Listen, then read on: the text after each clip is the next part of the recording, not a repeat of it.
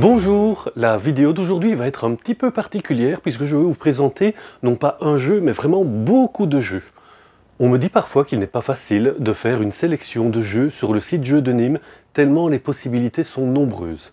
J'espère qu'à travers une petite vidéo et des mini-présentations de jeux, d'une sélection particulière que je vous recommande pour cette fin d'année 2020, vous pourrez faire un meilleur choix. Il y aura des jeux plus familiaux, plus d'ambiance, il y aura des jeux pour les enfants, et enfin, il y aura des jeux plus stratèges. Alors, pour commencer une sélection de top, quoi de mieux que de commencer par Top 10 ? Top 10, c'est un jeu d'ambiance pour 4 à 9 joueurs à partir de 14 ans, et une partie dure une trentaine de minutes. Alors, le principe du jeu. Un joueur va piocher une carte et lire une proposition, par exemple, quel objet trouveriez-vous utile d'emporter avec vous sur le Titanic qui est en train de couler. Les autres joueurs vont recevoir une carte avec une valeur de 1 à 10 indiquant du moins utile au plus utile l'objet qu'ils doivent inventer. Si par exemple j'ai reçu une valeur 1, je dois trouver un objet très inutile, je pourrais proposer d'emporter une enclume par exemple. Si j'avais reçu la valeur numéro 10, j'aurais peut-être proposé de prendre avec moi un canot de sauvetage. Chaque joueur va donc annoncer sa proposition au capitaine, le capitaine étant celui qui a lu la carte au départ. Le capitaine devra ensuite essayer de positionner les joueurs dans la bonne séquence, donc de la valeur la plus faible à la valeur la plus forte, en espérant qu'il place l'enclume avant le canot de sauvetage par exemple. Ça, c'est Top 10. Cosmopolite. Cosmopolite est de nouveau un jeu d'ambiance qui se joue de 4 à 8 joueurs à partir d'une dizaine d'années et une partie dure exactement 6 minutes. Pourquoi 6 minutes? Parce que le jeu est chronométré sur ce temps précis. Alors dans Cosmopolite, un joueur ou une joueuse sera la serveuse et va devoir utiliser une tablette ou un smartphone avec l'application dédiée au jeu, mettre l'écouteur sur ses oreilles et entendre les commandes du restaurant le plus cosmopolite du monde. Les clients sont donc des personnes venant de n'importe quel pays. Le hic, c'est qu'en entendant la commande, la serveuse ne connaît pas encore la nationalité du client. La serveuse va transmettre phonétiquement la commande qu'elle vient d'entendre du client au maître d'hôtel. Le maître d'hôtel va tenter de transcrire ce qu'il a entendu de la serveuse et ensuite passer cette commande de nouveau verbalement en répétant autant de fois que nécessaire à l'équipe qui se trouve en cuisine. Ce sont donc les autres joueurs. Les autres joueurs, en entendant la commande, vont tenter de deviner l'origine de cette commande et dans toutes les cartes représentant les menus possibles, tenter de trouver quel est le plat qui a été commandé. Une fois le plat trouvé, ils vont essayer de trouver le bon ingrédient qui correspond à ce plat et présenter le tout à la serveuse en espérant que ce soit correct. L'application permettra de valider le score. C'est un jeu qui fournit une expérience, une ambiance absolument incroyable. Les langues que vous entendez à travers l'application sont des langues qui viennent de absolument partout dans le monde et qui ont été prononcées par des personnes qui ont l'origine de la langue en question. Il y a donc un travail derrière énorme de collecte d'informations. C'est d'ailleurs un jeu qui a été conçu avec le Centre du langage de Lyon pour réaliser ce jeu. Et on continue l'exploration de nos rayons, cette fois-ci avec un autre ovni ludique qui s'appelle Ghost Adventure. Ghost Adventure, pourquoi est-ce que c'est un ovni? C'est parce que c'est un jeu de coopération que vous pouvez jouer seul ou à plusieurs et qui se joue à l'aide d'une toupie. La toupie va réaliser un parcours qui vous sera imposé par 2 livrets. Il y a un livret qui raconte une bande dessinée avec une aventure qui progressivement va vous faire découvrir les différents mécanismes de jeu. Et vous avez un livret avec simplement une liste de défis dont la difficulté va en croissant. Ce que j'adore dans Ghost Adventure, c'est la réalisation des plateaux qui sont en relief et donc dans lesquels la toupie va être canalisée sur le chemin imposé par le plateau, mais parfois il sera nécessaire de faire des bonds pour monter sur les niveaux supérieurs du plateau pour atteindre les éléments qui sont imposés par le défi. Mieux encore, les défis proposeront régulièrement d'aller sur plusieurs plateaux. Les joueurs devront donc se transmettre la toupie en la renversant d'un plateau pour qu'elle atterrisse sur l'autre plateau, de manière à poursuivre le défi. C'est donc un jeu d'adresse et aussi un jeu qui se joue un peu contre la montre, puisque vous vous en doutez bien, la toupie ne tourne pas pendant un temps infini. Il y a donc un petit peu de qualité du lancer de la toupie pour pouvoir faire un long parcours, et ensuite vous devez essayer d'aller le plus loin possible sur le lancer que vous venez d'effectuer. Alors on reste sur les jeux originaux, cette fois-ci avec un jeu de mots qui s'appelle Ricochet. Alors le principe de ricochet est particulier, vous pouvez aussi le pratiquer seul ou vous pouvez le faire à plusieurs et à plusieurs en coopération, c'est-à-dire que vous allez essayer ensemble de résoudre les énigmes qui sont proposées par le jeu. Des énigmes, il y en a 30 et chaque énigme est constituée d'une grille qui contient 25 mots, 5 sur 5 mots. Et le défi va commencer avec un texte descriptif qui va se terminer par 2 mots indices. Donc le texte descriptif sera une question à laquelle vous pourrez répondre une fois que vous aurez résolu la grille. Et les 2 mots indices vous permettent d'amorcer la recherche dans la grille. Les 2 mots sont donc le point de départ. Vous allez devoir trouver une association entre chacun des mots et un mot qui se trouve dans la grille, avec une contrainte, c'est que les 2 associations que vous allez faire doivent se trouver sur la même ligne ou la même colonne de la grille. Une fois que vous avez trouvé ces 2 mots associés au premier, le ricochet peut continuer, c'est-à-dire que ces 2 nouveaux mots sont le point de départ d'encore 2 autres mots sur la grille qui de nouveau sont sur la même ligne ou la même colonne. Et ainsi de suite, jusqu'à ce qu'il reste, en général, ça dépend du défi, mais pour qu'il reste généralement 3 mots sur la grille que vous allez regrouper ensemble pour faire un jeu de mots un peu pourri, je l'avoue, et qui va donner la réponse à la question. Quand je dis jeu de mots pourris, je donne pour exemple un des tout premiers défis sur lequel, avant de commencer un jeu, qu'est-ce que l'on va faire? Et les 3 mots qui vont rester sur la grille sont lire, lard et aigle. Parce qu'il faut lire la règle avant de commencer à jouer. Et si vous aimez les jeux de mots, on va continuer avec association d'idées. Alors, association d'idées, on a une certaine tendresse particulière pour lui, puisqu'il est réalisé par un ami, Thierry Seyss, qui est un auteur belge. Il l'a fait en compagnie de Yves Hirschfeld, qui est français. Et le jeu, je me dois de le noter aussi, est illustré par Vincent Joassin, qui est un illustrateur belge. Il vient de Ath, donc pas très loin d'Enghien, où se trouve Jeux de Nîmes, et qui se trouve être aussi le réalisateur du catalogue Jeux de Nîmes, ainsi que des affiches du festival Jeux de Nîmes. Donc, revenons à nos moutons. Association d'idées, c'est un jeu qui porte très bien son nom, puisque nous allons utiliser 10 dés, c'est un jeu de mots, je ne sais pas si vous l'avez remarqué, nous allons utiliser 10 dés que nous allons associer ensemble par 2, 3, 4 ou 5 pour inventer des concepts, donc des mots ou des titres que nous allons tenter de faire deviner à nos partenaires. Alors quand je dis nos partenaires, il y a 2 modes de jeu possibles. On peut jouer en compétition ou en coopération. Il y a donc 2 modes de jeu. D'ailleurs cet été, pendant le confinement, Thierry Seyss a énormément animé la grille de coopération via la page Facebook que je vous invite d'aller voir. Donc association d'idées, un très chouette jeu d'ambiance que je vous recommande également. Alors, si les chiffres vous parlent plus que les lettres, il y a Lucky Numbers, qui est un très chouette jeu dans lequel vous allez tenter de remplir une grille à l'aide de trèfles numérotés de 1 à 20. Le principe, c'est que sur cette grille, le long des lignes et le long des colonnes, les nombres doivent aller en valeur croissante. Pour cela, vous allez piocher des trèfles, d'abord face cachée, décider de les poser sur la grille à des endroits libres ou en remplacement de trèfles existants. Si vous décidez de ne pas les placer ou si vous décidez de remplacer un trèfle de votre grille, dans ce cas-là, vous devez abandonner le trèfle rejeté au centre de la table, mais cette fois face visible. Vous offrez donc des opportunités à vos adversaires et on continue comme ça jusqu'à ce qu'un joueur ait rempli complètement sa grille. C'est donc une course de remplissage de grilles de nombres. Alors après les mots Et les nombres, nous allons passer à des concepts peut-être un peu plus doux, nous allons passer au visuel et au sensoriel. C'est assez curieux, c'est un nouvel ovni ludique qui s'appelle Au creux de ta main. Au creux de ta main, si vous connaissez le jeu Dixit, il va vous donner l'impression que c'est une sorte de Dixit sensoriel.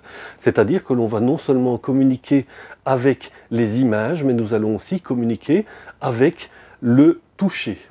C'est assez curieux, donc l'histoire c'est que le jeu contient 100 cartes qui évoquent la vie d'un grand-père dont nous aimerions réveiller les souvenirs. Un joueur va donc piocher une carte dans laquelle il va découvrir une anecdote de la vie du grand-père qu'il va tenter de transmettre à un autre joueur qui, les yeux fermés, va tendre la main. Et nous allons utiliser une série d'objets qui se trouvent dans le jeu, bien entendu, que nous allons utiliser pour poser sur la main du joueur, ou pour bouger sur la main du joueur, ou animer, ou appuyer dessus. Donc nous allons utiliser tous les moyens qui sont à notre disposition pour, sans toucher nous-mêmes directement la main, mais uniquement à l'aide des objets, faire ressentir à un joueur les éléments d'une image que nous aimerions qu'il puisse retrouver. Les autres joueurs, pendant ce temps, vont choisir dans leurs mains, sans connaître la carte qui doit être trouvée, vont chercher dans leurs mains une carte qui a l'air de ressembler au mime qui est en train d'être fait sur la main du joueur grand-père. Et ensuite, toutes ces cartes propositions seront mélangées et le grand-père devra ensuite retrouver le souvenir qui était évoqué. C'est une expérience qui est vraiment très particulière, c'est un jeu que je trouve très original, même si le principe paraît simple à décrire, et donc ça s'appelle Au creux de ta main. Alors une petite parenthèse de folie avec I'm a Banana. I'm a Banana, c'est un jeu qui est imaginé par Yves Hirschfeld, dont j'ai parlé il y a quelques minutes avec Association d'idées, et Antonin Bocara qui a réalisé Fiesta de los Muertos l'année passée, qui a connu un très grand succès. I'm a Banana est donc un jeu complètement fou, à un point tel d'ailleurs que les joueurs sont des fous, qui doivent tenter de deviner à leurs autres partenaires fous un objet, mais par des micro-mimes, en essayant de ne pas se faire surprendre par le docteur. Le docteur, qui doit mettre des grosses lunettes qui sont fournies dans la boîte de jeu, doit passer son regard d'un fou à l'autre en essayant de les surprendre pendant qu'ils réalisent leur mime, tandis que les fous doivent tenter d'éviter le regard du docteur et de transmettre leur objet secret aux autres joueurs. Je pourrais donc essayer de faire deviner un avion, la tour Eiffel, un taureau, mais évidemment il faut que je sois discret pour ne pas me faire surprendre par le docteur. I'm a Banana, c'est vraiment un jeu foufou. Alors je triche un peu puisque j'avais envie de vous présenter Non Merci, qui n'est absolument pas une nouveauté 2020, mais qui est un jeu relativement ancien, mais qui vient d'être réédité récemment. C'est un petit jeu de cartes que je trouve absolument formidable, c'est tout simple. Le but du jeu, c'est de ne pas gagner de cartes pour ne pas gagner de points. C'est pour ça que le jeu s'appelle Non Merci, c'est-à-dire que quand on vous présente une carte, soit vous la prenez, soit vous posez dessus un jeton pour la refuser, pour autant que vous ayez encore des jetons. Le joueur suivant pourra accepter la carte avec le jeton que vous avez posé dessus ou poser lui-même un jeton. Vous voyez donc que les cartes qui au départ n'étaient absolument pas attractives deviennent de plus en plus intéressantes puisqu'il y a une accumulation de pions sur la carte qui va vous permettre de refuser des cartes prochaines. En optimisant ainsi vos refus et vos acceptations de cartes, vous essaierez de minimiser votre score puisque le but est d'avoir le moins de points possible. Je vais maintenant vous présenter une sélection de jeux pour les enfants. Et puisque je venais de vous présenter un jeu où on essaie de gagner le moins de points possible, je vais maintenant vous présenter un jeu où on fait une course dans laquelle on essaie d'arriver le plus tard possible sur la ligne d'arrivée. Le jeu s'appelle Molo l'escargot, c'est un jeu pour les enfants de 4 à 7 ans. Et dans Molo l'escargot, nous allons parcourir une piste en posant des cartes légumes qui vont nous permettre d'avancer, mais si possible, le plus lentement possible, de façon à arriver le plus tard possible sur la ligne d'arrivée. C'est très simple à jouer, mais c'est tout mignon et l'idée est assez sympathique. Et maintenant, gros coup de cœur avec Zombie Teens Evolution, Un jeu pour les enfants, mais ceci dit quand même à partir de 8 ans. Si vous voulez jouer un jeu pour des enfants plus jeunes, il y a Zombie Kids Evolution qui était sorti avant. Dans Zombie Kids Evolution, les enfants tentaient de protéger l'école de l'invasion de zombies. Ils tentaient d'aller fermer toutes les grilles de l'école pour se protéger. Zombie Teens Evolution est une espèce de suite. Nous avons affaire maintenant à de grands enfants qui, maintenant qu'ils ont protégé l'école, vont tenter de partir en ville pour chasser les zombies qui s'étaient cachés dans les égouts et tentent d'envahir les bâtiments de la ville. Ils vont donc d'une part tenter d'empêcher les zombies d'envahir la ville et en même temps de réunir les ingrédients qui sont nécessaires à la fabrication d'un antidote. Alors, qu'est-ce qui fait l'originalité de Zombie Teens Evolution qui en font notre si grand coup de cœur? C'est que dans Zombie Teens Evolution, il y a évolution. Évolution, ça veut dire que dans le jeu, il y a des enveloppes qui vont vous permettre de découvrir de manière progressive, au rythme où le jeu vous le dira, vous allez ouvrir les enveloppes pour découvrir de nouveaux éléments de jeu. Ce qui fait que vos premières parties se joueront avec une règle qui est très simple et une fois que vous aurez appris à maîtriser le jeu, vous aurez le droit, au fur et à mesure de vos accomplissements, vous aurez le droit d'ouvrir des enveloppes pour découvrir de nouveaux éléments de jeu. D'ailleurs, dans ces nouveaux éléments de jeu, vous aurez parfois de nouveaux points de règles qui sont des autocollants que vous pourrez ajouter dans le livret de règles. Ainsi, la règle va petit à petit devenir plus sophistiquée et de nouveaux personnages, de nouveaux rôles ou de nouveaux éléments de jeu dont je ne vous parlerai pas pourront apparaître dans le jeu et ainsi le rendre de plus en plus riche. C'est donc un jeu qui va évoluer avec les joueurs qui à la fin joueront à un jeu qui est finalement très sophistiqué pour un jeu qui au départ est un jeu pour les enfants. Je vais maintenant vous présenter Patatrap Quest. Patatrap Quest, c'est un jeu qui est signé Marie et Wilfried Faure, que certains connaissent pour avoir réalisé de très bons jeux pour enfants. Je vais vous en citer deux, La Vallée des Vikings de l'année passée et Fabulia dont je vais vous parler d'ici quelques minutes. Patatrap Quest est donc un jeu d'aventure. Je dirais même un jeu de 5 aventures, puisqu'il y a 5 scénarios qui sont proposés dans la boîte de jeu. Ce sont des scénarios qui sont entièrement rejouables, mais chaque scénario apporte une certaine variation dans les règles de jeu et dans les effets que vous allez appliquer au cours de la partie. Une ville créature, qui dépendra d'un scénario à l'autre, s'est réfugiée au sommet de la tour des 1000 miroirs du château de Patatrap. Les joueurs sont des petits héros qui vont parcourir le château et soulever des trappes pour découvrir des actions ou des éléments qu'ils vont rassembler en espérant pouvoir les utiliser pour contrer cette fameuse créature qui se trouve au sommet de la tour. Il y a un petit côté mémoire puisqu'on soulève les trappes, on découvre leur effet et ensuite quand on quitte la case, la trappe se referme automatiquement. La mécanique du jeu est vraiment très bien faite, donc la trappe se referme automatiquement, il faut donc se rappeler de l'effet de cette case. Il y a aussi un gimmick original, c'est que la tour est entourée de miroirs, donc quand on soulève une trappe, le contenu de la trappe peut être aperçu par tous les joueurs qui se trouvent autour de la boîte de jeu. Le matériel est absolument magnifique, c'est un jeu qui est édité par Spaceco, qui fait vraiment un très bel effort de réalisation de chacun de ces jeux. Et ça c'est donc Patatrap Quest. Et voici Kraken Attack. Kraken Attack est un jeu signé Antoine et Esteban Boza. Antoine Boza, vous le connaissez, oui, c'est lui qui a réalisé Seven Wonders. Et qui est Esteban alors? Esteban, c'est le fils d'Antoine Boza. Et oui, il a réalisé un jeu de coopération pour les enfants en compagnie de son fils. Dans Kraken Attack, les joueurs sont des apprentis pirates et ils tentent de protéger leur bateau de l'invasion d'un kraken.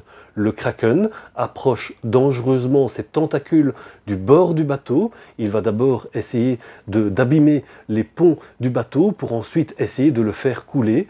Les joueurs doivent donc s'organiser pour pouvoir se déplacer dans le bateau et repousser les tentacules jusqu'à l'arrivée du boss final d'une certaine manière, puisque le kraken s'approche progressivement du bateau et au moment où le kraken est à portée de vue, les joueurs vont tenter de le combattre pour définitivement l'éliminer et gagner collectivement la partie.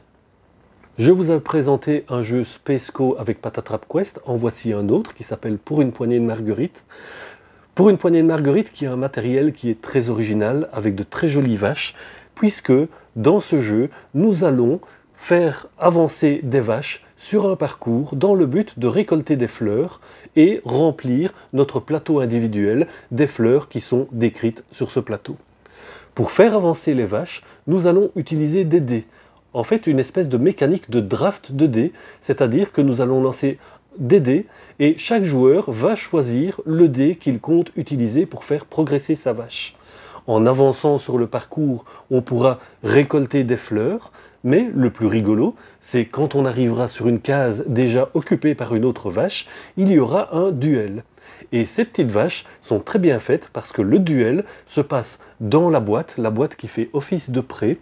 Et dans cette boîte, nous allons placer les vaches face à face, pousser les vaches qui vont se retourner et présenter un des côtés de leur corps, et sur ce côté du corps qui est présenté par la vache, il y aura un certain nombre de taches qui est le résultat de la valeur du combat.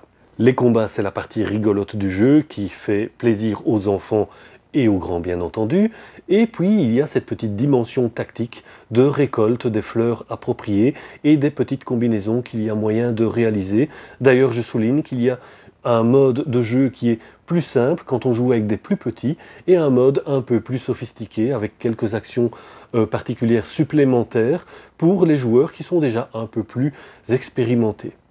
Fabulia. Fabulia, c'est un jeu qui est signé Marie et Wilfried Faure, dont on a déjà parlé avant, et c'est un jeu qui porte relativement bien son nom puisque le matériel de jeu à l'intérieur est vraiment fabuleux.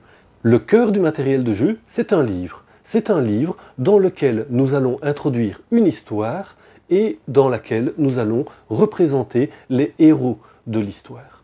Car dans ce jeu, une partie consistera à lire une des histoires qui est présente dans la boîte de jeu, mais ces histoires manquent de héros. Donc, nous, les joueurs, nous allons tenter d'identifier quels sont les héros de cette histoire. Il y a moyen de jouer la partie de deux façons possibles, ou bien en coopération, ou bien en compétition. Les personnages de l'histoire sont des animaux, et dans le jeu, il y a des cartes qui représentent des animaux. Ce sont des dessins qui sont très bien réalisés. Les animaux en eux-mêmes peuvent éveiller certains sentiments par rapport à la personne qui les regarde. Ils ont aussi en général une expression qui pourrait être interprétable et qui pourra peut-être influencer le choix des propositions que l'on fera dans l'histoire.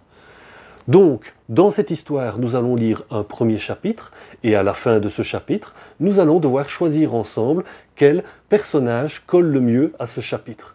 Pour cela, chaque joueur choisira une carte, les cartes seront mélangées, et il y aura un vote qui déterminera quel est le personnage que nous avons choisi pour ce chapitre. Nous passons ensuite au chapitre suivant, et ainsi de suite.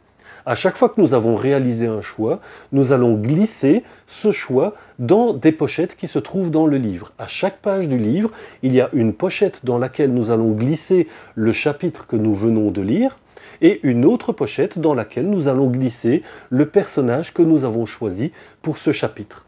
Ce qui fait qu'à la fin de la partie, nous aurons un livre avec une histoire et ses héros. Et ce livre, nous pourrons l'utiliser même après la partie, peut-être le soir, en allant au coucher. Nous pourrons redécouvrir l'histoire que nous avons habillée ensemble de ces héros. Nous allons maintenant tourner la page des jeux pour enfants pour revenir à des jeux pour les plus grands.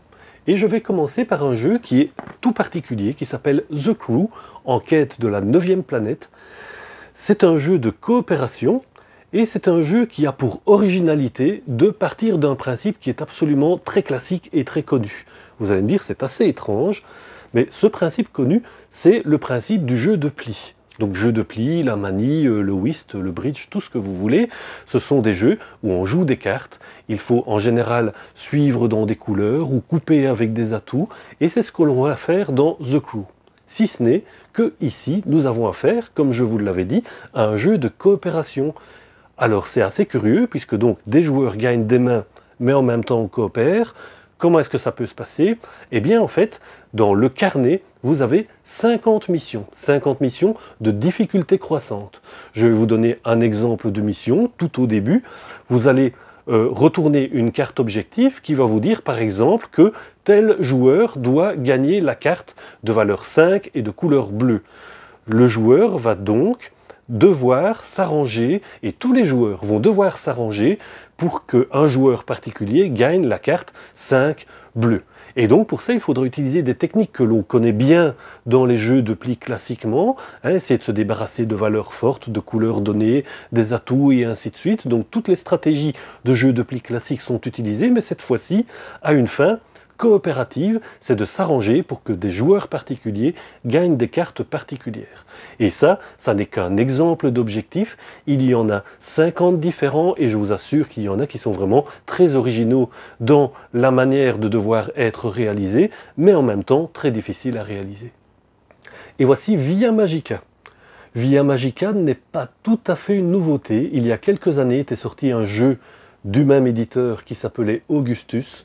Via Magica est en fait une réédition du jeu Augustus, mais rethématisée et avec de nouvelles illustrations. Je vous parlais juste avant de The Crew qui exploitait une mécanique bien connue des jeux de cartes et de plis. Via Magica a ce point commun avec The Crew qu'il part d'un jeu extrêmement classique qui est en l'occurrence ici le bingo. Le bingo, vous allez me dire, mais comment peut-on faire un jeu de stratégie à partir du bingo? Eh bien, Via Magica y parvient. Dans Via Magica, nous allons piocher dans un sac des jetons d'énergie. Ces jetons d'énergie vont nous permettre de poser des pierres sur des cartes qui contiennent des objectifs. La différence avec un bingo, c'est que quand on pioche une valeur dans un bingo, on n'a pas le choix de la case que l'on coche. Ici, justement, la nuance, c'est que quand on pioche une énergie, on choisit sur quelle carte on attribue cette énergie. Une fois qu'une carte a toutes les énergies nécessaires pour être réalisée, l'objectif est donc atteint et cet objectif va vous donner une capacité particulière pour la suite de la partie. Ajoutons à cela qu'il y a des objectifs centraux et communs à tous les joueurs pour gagner des points supplémentaires. Ajoutez à cela qu'il y a une course à la réalisation des objectifs pour marquer les points de victoire, mais tout en étant le plus rapide à les collectionner. Et vous obtenez un jeu qui est extrêmement dynamique, extrêmement varié, extrêmement fun et pourtant très simple dans ses fondamentaux. Eh bien, tant que nous y sommes, nous allons continuer dans la série des jeux qui exploitent des mécaniques extrêmement connues. Il y avait The Crew qui exploitait les jeux classiques de pli, Via Magica qui exploitait le bingo, et le nouveau Anludim, ici, exploite le jeu du rami. Dans Anludim, nous sommes donc des apprentis sorciers et nous allons combiner des cartes entre elles pour réaliser des combinaisons qui interpellent nos professeurs mages et viennent nous rejoindre dans ce cas pour nous offrir des points de victoire. Donc parmi les cartes qui sont dans ma main, je vais réaliser une combinaison de paires, de suites, de couleurs. Vous voyez des choses qui sont très classiques dans des combinaisons de poker ou de rami. Je vais la placer devant moi et je vais ainsi accueillir le professeur. Tant que j'aurai dans ce type de combinaison-là la combinaison la plus forte, le professeur restera chez moi et me rapportera des points de victoire. Les autres joueurs vont donc réaliser des combinaisons soit d'un autre type pour appeler d'autres professeurs, soit d'un type que j'avais réalisé auparavant pour me voler ce professeur, donc pour que le professeur aille rejoindre la combinaison la plus forte, et ainsi de suite, donc avec une mécanique de collecte de points et donc de maximisation des points que l'on essaie de réaliser. Alors vous connaissez l'éditeur ABBA avec ses boîtes jaunes qui sont destinées à la jeune enfance. Depuis quelque temps, ABBA propose aussi des jeux qui s'adressent à un public légèrement plus âgé, plus familial, et donc des jeux qui sont en général à partir de 8 ans. Ici, je vais vous présenter pas vraiment un jeu, mais plus une gamme de jeux. La gamme s'appelle The Key. Ce sont des jeux d'enquête qui sont simultanés. Donc dans ces jeux, vous allez explorer des cartes qui sont complètement mélangées, c'est très facile à mettre en place, il suffit de complètement étaler les cartes au centre de la table et les joueurs vont, parmi ces cartes, choisir celles qui sont utiles, qu'ils trouvent utiles pour obtenir des indices qui vont leur permettre de progresser dans l'enquête. Chaque joueur va faire ça dans son coin et il y a donc une espèce de course à la collection d'indices et à trouver chacun la propre résolution de sa propre enquête. Alors de nouveau, je triche un peu puisque ça n'est pas une nouveauté 2020, mais c'est un tel classique que je ne résiste pas à l'envie de vous le présenter. C'est Azul, un jeu qui est esthétiquement magnifique et qui est très agréable, tactiquement, avec de l'interaction, même si ça ne paraît pas évident lors des premières parties, il y a effectivement une interaction entre les joueurs. Dans Azul, nous allons tenter de remplir une mosaïque avec des carreaux en piochant correctement les carreaux qui sont nécessaires à la réalisation de cette mosaïque. Nous allons marquer des points de victoire au fur et à mesure de la partie en fonction de l'agencement que nous réalisons avec la mosaïque, c'est-à-dire la cohésion entre les pierres que nous posons et la réalisation de lignes, de colonnes ou de couleurs complètes au sein de la grille. Et si vous ne le connaissez pas encore, je vous conseille vraiment d'aller voir ce qu'il en est. Puisqu'on parlait de remplissage de grilles avec Azul, j'ai vraiment envie de vous présenter les petites bourgades dans lesquelles nous allons aussi remplir une grille, mais cette fois-ci, cette grille représente une petite ville que nous allons construire. Chaque joueur va tenter de construire sa ville et l'originalité des petites bourgades, c'est que c'est un jeu qui se déroule en simultané. Donc tous les joueurs jouent à tout instant de la partie. À chaque tour de jeu, il y a un joueur qui va choisir une couleur de cube et tout le monde devra prendre cette couleur de cube, mais chacun choisira où il place ce cube dans sa ville. À quoi sert ce cube? Eh bien, au centre de la table, il y a la description d'un ensemble de bâtiments qui pourront être construits sur votre ville, mais pour chacun de ces bâtiments, il y a un motif à réaliser avec les cubes sur votre ville avant de pouvoir placer le bâtiment. Donc une fois que le motif est réalisé, vous pouvez venir poser le bâtiment sur une des cases qui correspond au cube de ce motif et enlever le reste des cubes. Et donc avec les cases ainsi libérées, vous pouvez tenter de construire de nouveaux bâtiments. Nouvelle originalité dans le jeu, c'est aussi le fait que les bâtiments ne seront pas les mêmes d'une partie à l'autre. Votre stratégie va donc entièrement différer d'une partie à l'autre. Alors un autre jeu que nous avons beaucoup aimé, il s'appelle Parks. Alors Parks évoque les parcs nationaux américains. Le matériel de jeu est absolument magnifique. Il y a des pions en bois qui sont vraiment du plus bel effet, avec des distributeurs de pions. Vous avez des cartes qui représentent les parcs nationaux, qui en fait sont des cartes tirées d'une exposition qui avait été faite sur les parcs nationaux, faite par plus de 40 artistes. Et toutes ces illustrations sont reprises dans les cartes ici. Donc vous avez vraiment autant d'œuvres d'art que de cartes de jeu. C'est absolument magnifique. La boîte est toute petite, chaque centimètre cube de la boîte a été exploité. N'importe quel autre éditeur aurait probablement fait une boîte 2 fois plus grande. D'un point de vue du principe de jeu, c'est relativement simple. Nous allons, au cours de 4 saisons, réaliser un parcours avec 2 randonneurs dans le but de collecter les expériences qui vont nous permettre de visiter de nouveaux parcs. Les parcs visités vont nous permettre de gagner des points de victoire, ainsi qu'un ensemble d'objectifs que chacun aura reçus au début de la partie. C'est une magnifique réalisation, très beau, ça s'appelle Parks et c'est édité par Matago. Puisque l'on parle de belles réalisations, voici l'île des chats. L'île des chats, donc sur un thème des chats qui est finalement assez peu exploité dans les jeux, alors qu'on est nombreux, je pense, à aimer les chats. Dans l'île des chats, chaque joueur va avoir un grand bateau dans lequel il va essayer de recueillir un maximum de chats. Ces chats sont en fait des tuiles qui ont des formes un petit peu façon Tetris et que nous allons essayer de disposer dans le bateau de manière à optimiser le remplissage du bateau et la réalisation d'un certain nombre d'objectifs pour marquer des points de victoire. Le jeu peut se pratiquer dans un mode expert ou dans un mode familial plus simple ou dans un mode solo. Un autre jeu qui nous plaît beaucoup, c'est Nidavellir. Nidavellir qui a une esthétique qui est parfois discutée. Certains le trouvent trop sombre, d'autres aiment. Moi personnellement j'aime que les jeux sortent un peu des sentiers battus de l'esthétique habituelle des jeux de société et celui-ci c'est le cas. Dans Nidavellir, en fait, nous avons affaire à une sorte de jeu d'enchères, puisqu'à chaque tour de jeu, nous allons tenter de récolter 3 nains qui vont rejoindre nos troupes et nos troupes vont permettre de réaliser des combinaisons de cartes pour marquer des points. Donc vous voyez que la mécanique est relativement classique, mécanique d'enchères et puis de combinaison des cartes que nous avons gagnées aux enchères.